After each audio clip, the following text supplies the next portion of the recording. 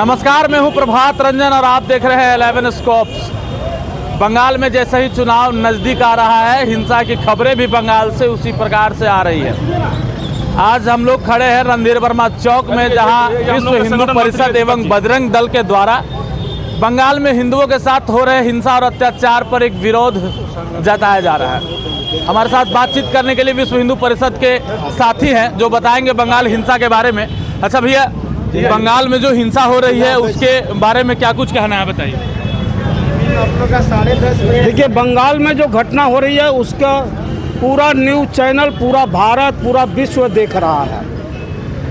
आज उसी के संदर्भ में विश्व हिंदू परिषद के तत्वाधान में आज जो पश्चिम बंगाल मुर्शिदाबाद में जो अपने हिंदू भाइयों पर जो आक्रमण और दुर्व्यवहार किया गया है, जिसका नतीजा हुआ कि वहाँ अपने हिंदू समाज के सभी लोगों को पलायन करना पड़ रहा है, भागना पड़ रहा है। जो भागकर जिस शिविर में जा रहे हैं उस शिविर में ना भोजन की व्यवस्था है, ना रहने की व्यवस्था है। यहाँ तक कि आप कह सकते हैं कि वो जेल के कैदी के रूप में वहाँ पर हैं। कल माननीय राज्यपाल महोदय वहाँ गए थे, उन्होंने देखा कि हमारे हिंदू समाज के सभी माताएं, बहनें, बच्चे, छोटे छोटे बच्चे, बूढ़े सारे जो है कैदी के रूप में वहाँ रह रहे हैं। आज विश्व हिंदू परिषद और सनातन धर्म के सभी प्रेमी लोगों के तत्वाधान में आज इसी के लिए विश्व हिंदू परिषद ने बंगाल में हुई अपने हिंदू समाज के भाइयों पर घटनाओं पर आज जो है आक्रोश प्रदर्शन करने का यहाँ काम किया है। और आज यहाँ अपनी बातों को रखते हुए अपने माननीय उपायुक्त महोदया को राष्ट्रपति के पास एक ज्ञापन देंगे जो कि आप राष्ट्रपति शासन लागू करो।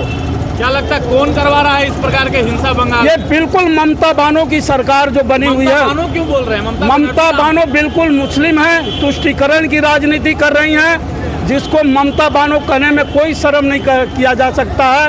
उन्होंने ही पूरा काम है किया है।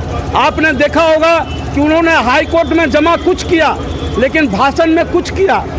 इसलिए साफ जाहिर होता है कि ममता बनर्जी का सुनियोजित तरीके से जो है ये हिंदुओं पर आक्रमण करने का है। चाहे इलेक्शन का समय हो, आपने देखा होगा कि रामनवमी में जुलूस नहीं निकलने दिए, प्रदर्शन नहीं करने दिए हैं। ये बिल्कुल मुस्लिम हो चुकी हैं। इसलिए इनका नाम ममता बनर्जी नहीं रखकर ममता बानो रखा जाए, यही हमारी मांग है। अच्छा, बहुत सारे फुटेज आ रहे हैं बंगाल से जहाँ हिंदुओं का घर में आग लगाया जा रहा है। कहाँ तक कितनी सच्चाई आप देखते हैं इन सब चीज़ों में? सच्चाई आप ही लोग ज़्यादा उजागर करते हैं। लोकतंत्र के चौथा स्तंभ है, स्वतंत्र मीडिया है, जो बड़े बड़े रजिस्टर्ड टीवी चैनल है, उनकी बात पर विश्वास तो लोग कर ही रहे हैं। प्रत्यक्ष को हाथ कंगन आरसी को क्या दिखलाई तो पड़ ही रहा है साहब। जो हिंदुओं पर अत्याचार हो रहा है, करवाया जा रहा है। एक तरफ कहता है कि हम बंगाल में लागू नहीं होने देंगे, इससे उनका उत्साह बढ़ रहा है।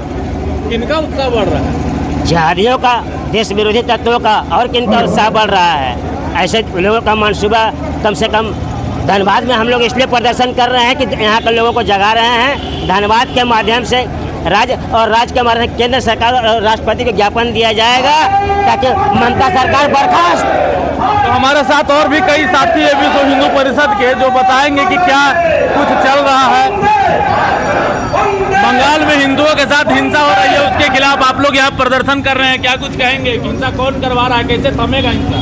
तो सबको पता है कि ममता बनर्जी के नेतृत्व में हो रहा है यह कार्यक्रम। ऐसा हिंदू थोड़े मारे जाते।